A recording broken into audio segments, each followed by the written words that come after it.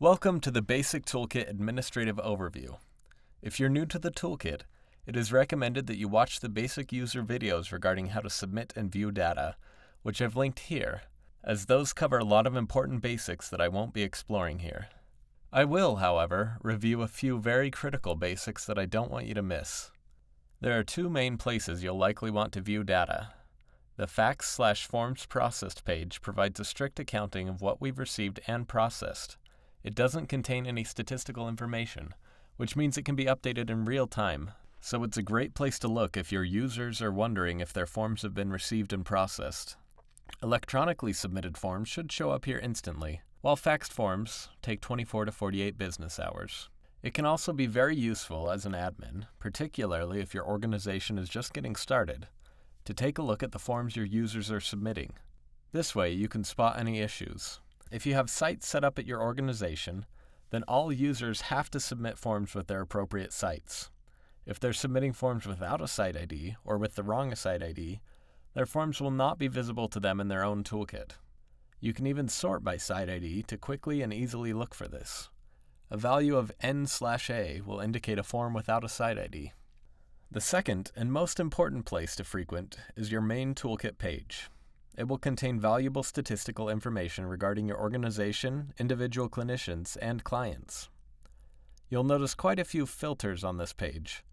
Assuming your organization is using sites, you can filter for all data within a specific site by setting the site ID accordingly. Be sure to press the refresh button after you change any filters. You can even sort for all data from a particular clinician or for a particular client. If your clinicians are submitting client registration forms, many of these other filters will allow you to sort on various other metrics, like payer or diagnosis. This will be based on what fields are getting filled out on the client registrations.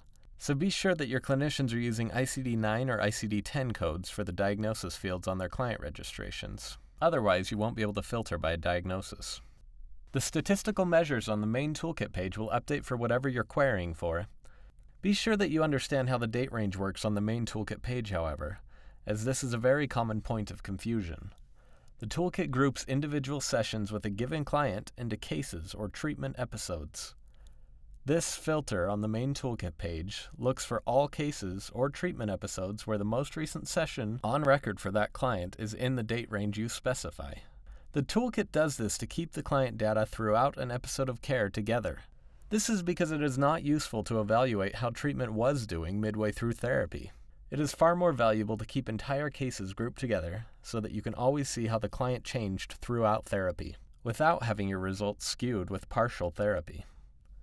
This date filter defaults to the last 2 months, which means that by default, you'll see all cases where the most recent session has occurred within the last 2 months.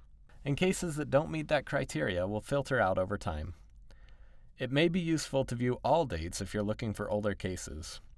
You can, of course, change the date range to exact specifications, but always keep in mind exactly how it works. If you're excluding recent dates, you'll only be seeing cases that have discontinued treatment within the time period you're specifying. You'll likely want to take a look at the severity adjusted effect size, as effect size is a standardized method of reporting the magnitude of pre-post change. An effect size of 1 means the patient improved 1 standard deviation on the outcomes questionnaire. Effect sizes above 0.8 represent therapy that is highly effective. Effect sizes of 0.5 to 0.8 are moderately effective, while effect sizes below 0.3 are small and might well have occurred without any treatment at all. Bear in mind that you should never use a specific clinician's outcomes as reason for punishment. Use it as an opportunity to provide more assistance and ask questions.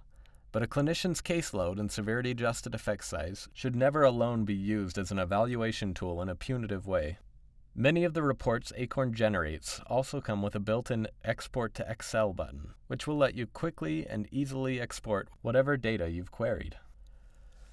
In the interest of brevity and helping to make these videos easier to digest, I will conclude this video here, but there are still many important administrative features that we've yet to explore. I've linked videos here that will get into other topics. On the left is a video that details how to add new users, modify existing users, as well as how to disable or delete existing users. While on the right is a continuation of this video where I get into some of the more advanced reporting features.